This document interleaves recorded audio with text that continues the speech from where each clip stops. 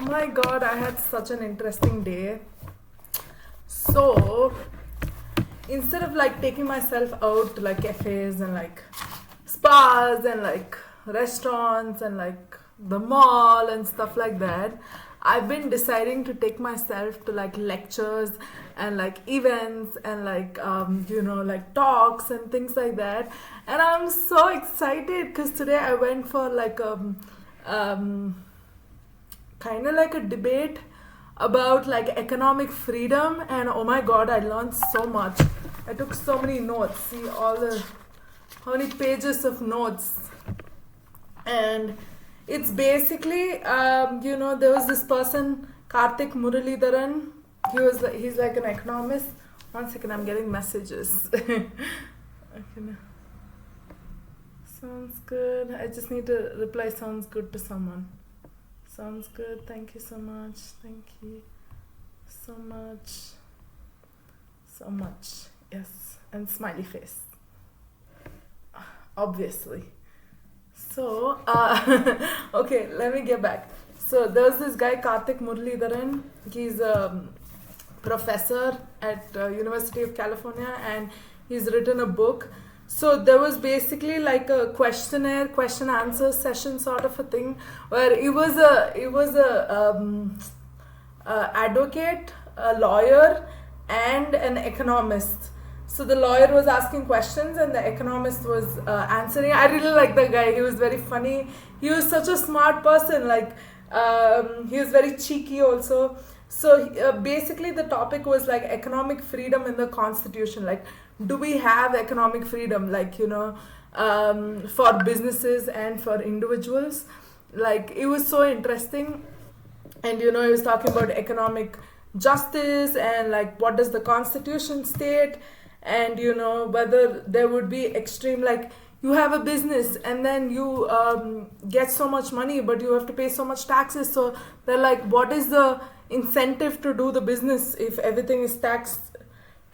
And then he was talking about like different types of evolution of modern state, and then how initiation of law and order and defense started.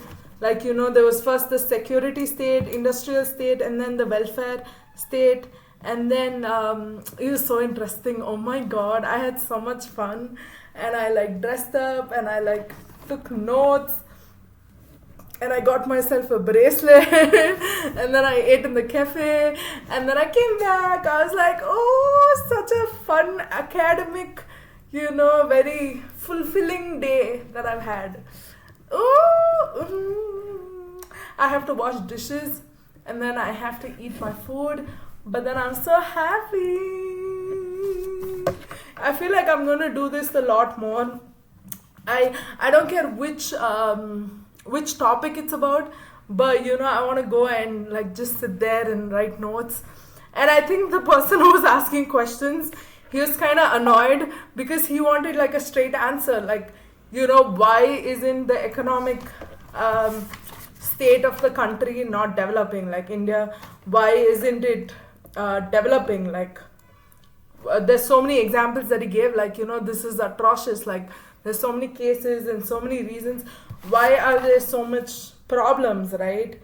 And then this guy who was talking, he was taking a very diplomatic standpoint and he was talking about what can you actually do, right? And he was talking about welfare programs and why it's important and things like that. Would you be able to share your of the address? Can you do that?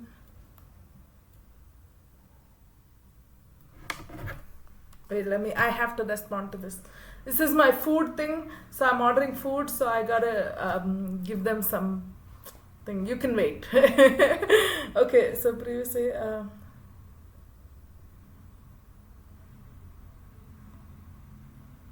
you can ignore that. Dislikes for now. If it's vegan I can consume it.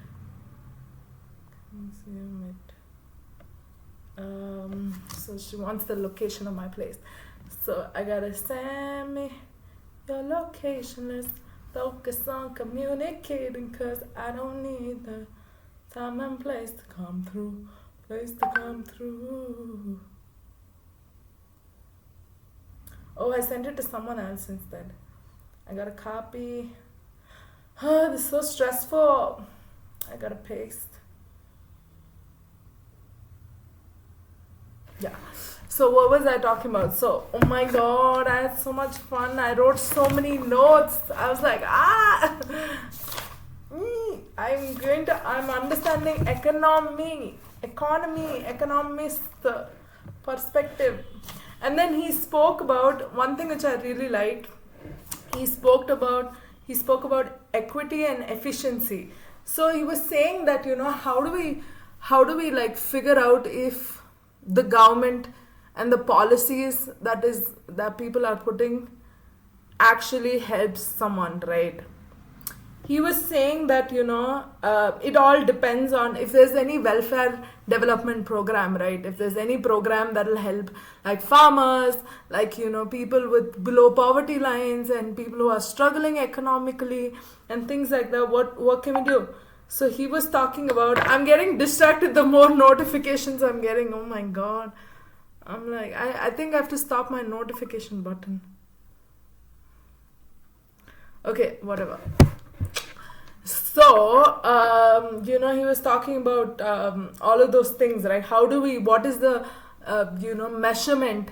And he was talking about equity and efficiency framework. He was like, it should be, because it's, government policies are not profit oriented. So you can't really measure in terms of profit, but you have to measure in terms of equity. Like, is there some quality, is there some ROI, can you measure it in terms of equity? And efficiency is how efficiently the system is working for the targeted people. For example, if you're targeting farmers, right, how efficiently it's working. And I think that's so interesting. He spoke about non-profit measurements. And he also spoke about like free, for example, if you want to do like free electricity for farmers, he was saying targeting, delivery, and distortion. So all of the three, like targeting, delivery, and distortion might be like the three reasons why there might be failure in welfares. And he said that you can't, like the other person, right, they were asking questions like, can you tell me like a regulation or like a law or like rules or goals that we can follow to ensure economic growth happens, or there is some reforms that can take place when economic growth is not happening, or some kind of some way to track when it's not like you're not able to gain the economic growth.